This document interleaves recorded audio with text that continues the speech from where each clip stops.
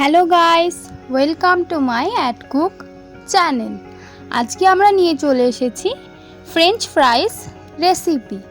এই French fries আমরা কিন্তু অনেকেই খেতে পছন্দ করি। আমার তো ফেভারিট, আপনারা দেখে নিন এই রেসিপি। প্রথমে আমি এখানে 2 পিস আলু আমি এরকমভাবে কেটে নিয়েছি। আলুগুলো কিন্তু আমাদের লম্বা লম্বা এবং পুরোপুরি গোল হতে হবে, না হলে কিন্তু ফ্রেঞ্চ ফ্রাইসের স্লাইসটা ভালো আসবে না। আমরা এখানে এরকমভাবে আলুটা কেটে নিয়েছি। দেখুন, এরকমভাবে আলুটা কেটে নিতে হবে।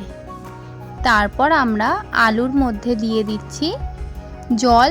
এইটা কিন্তু নর্মাল জল। এখানে আমি 1 থেকে 2 বার ধুয়ে নিয়েছি। 2 বার ধুলেই মোটামুটি আলুর যে ময়লাগুলো থাকে সেগুলো কিন্তু ফ্রেশ হয়ে যায়। আলুটাকে ভালোভাবে নাড়াচাড়া করে ধুয়ে নেবেন।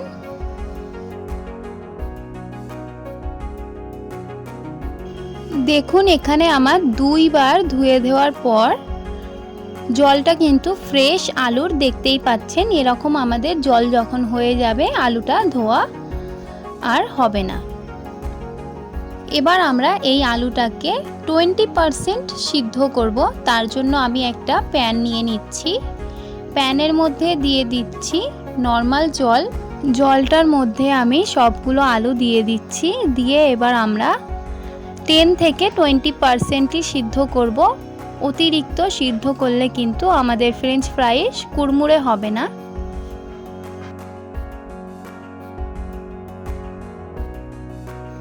আলুটা আমার প্রায় 3 থেকে 4 মিনিট লাগছে। দেখুন, আলুর মধ্যে একটা সাদা ফেনা উঠছে। এই ফেনাটা চলে আসলে মানে আমাদের আলুটা প্রায় ফ্রেঞ্চ ফ্রাইসের জন্য সিদ্ধ হয়ে গেছে। এবার আমরা আলুটাকে তুলে নেব। আলুটা তুলে নেওয়ার পর কিন্তু আমাদের সঙ্গে সঙ্গে সেই আলুটা একটা পাত্রের মধ্যে ঠান্ডা জলের মধ্যে কিন্তু দিয়ে দিতে হবে, না হলে কিন্তু ফ্রেঞ্চ ফ্রাইসের কুড়মুড়ে ভাবটা আসবে না। এখানে আমি ঠান্ডা জল নিয়ে নিয়েছি। দেখুন, অতিরিক্ত ঠান্ডা নেইনি, বরফ জলও আপনারা কিন্তু নিতে পারেন। আমি এখানে নর্মাল ঠান্ডা জলে নিয়েছি। ঠান্ডা জলের মধ্যে আমি সবগুলি আলু দিয়ে দিচ্ছি। এবার আমরা এটা 30 মিনিট অবধি ভিজিয়ে রাখবো। 30 মিনিট পর আমি এখানে একটা পাত্রের মধ্যে সাদা কিছু কাপড় বিছিয়েছি সুতির, যাতে আলুর যে জলগুলো শুষে নেয়। আলুগুলো আমি 30 মিনিট পর তুলে নিয়ে এরকম একটা কাপড়ের উপর রেখে শুকিয়ে নেব। আলুর মধ্যে কিন্তু 1 পয়েন্টও জল থাকলে হবে না। প্রত্যেকটা জল আমাদের ভালোভাবে শুকিয়ে নিতে হবে, প্রত্যেকটা আলুকে। এখানে আমার আলুগুলো শুকিয়ে নেওয়া হয়ে গেছে। আলুগুলোর গায়ে কিন্তু 1 ফোঁটাও জল নেই। এবার আমরা আলুগুলোকে ফ্রেঞ্চ ফ্রাইসের জন্য ভেজে নেব। কড়াইতে আমি পরিমাণ মতো তেল দিয়ে দিচ্ছি। তেলটা আমাদের উষ্ণ গরম করতে হবে না, তেলটা আমাদের কিন্তু 50% গরম করলেই হবে।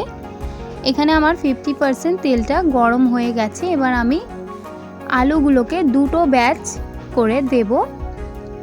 একবার আমি কম আলু দিচ্ছি, ফের পরের বারে কম আলু দিয়ে প্রত্যেকটা আলু ভেজে নেব, না হলে একে অপরের উপর জড়িয়ে পড়বে।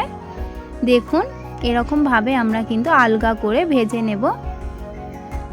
কতটা ভাজতে হবে আমি আপনাদের বলে দিই। এখানে কিন্তু আমরা 20% ভাজবো। 20% ভেজে নেওয়ার পর আমরা একটা পাত্রে তুলে আবারও পরের বারে ফের ভাজবো। দেখুন, এখানে আমার 20% কিন্তু ভাজা হয়ে গেছে। আপনারা কালারটা দেখে বুঝতেই পারছেন যে কতটা অল্প ভেজেছি আমি। এবার আমরা সবগুলি আলু পাত্রের মধ্যে তুলে নিচ্ছি।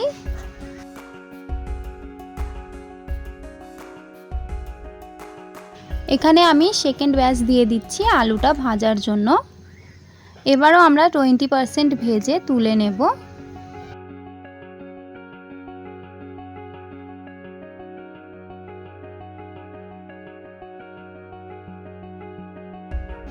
এখানে আমরা একটা ব্যাচ এবং 2টো ব্যাচ করে প্রত্যেকটা আলু 20% ভেজে নিয়েছি।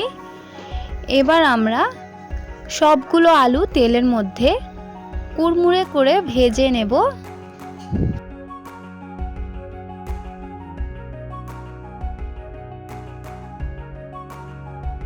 দেখুন এখানে আমার ফ্রেঞ্চ ফ্রাইস কিন্তু যেরকম কালার দরকার সেরকম কালারের হয়ে গেছে। এখানে আমরা একটা প্লেটের উপর তুলে নিয়েছি। প্লেটের মধ্যে এবার আমরা ফ্রেঞ্চ ফ্রাইসের উপর মশলা দিয়ে দিচ্ছি পরিমাণ মতো নুন। নুনটা আপনার বিট নুনও ইউজ করতে পারেন। নুন দিয়ে দেওয়ার পরে আমি এখানে গুঁড়ো লঙ্কা দিয়ে দিচ্ছি অল্প, এবং আমি একটু চাট মশলা দিয়ে দিচ্ছি। দিয়ে দেওয়ার পরে ভালোভাবে নাড়াচাড়া করে মিক্স করে নেব। রেডি হয়ে গেল আমাদের ফ্রেঞ্চ ফ্রাইস। এবং এই ফ্রেঞ্চ ফ্রাইসগুলো প্রচণ্ড ক্রিস্পি হয়েছে। আপনাদের যদি এই রেসিপিটা ভালো লেগে থাকে তাহলে অবশ্যই লাইক, শেয়ার অ্যান্ড সাবস্ক্রাইব করে দেবেন। দেখা হবে নেক্সট ভিডিওতে। আজকের এই ভিডিওটা দেখার জন্য অনেক অনেক ধন্যবাদ।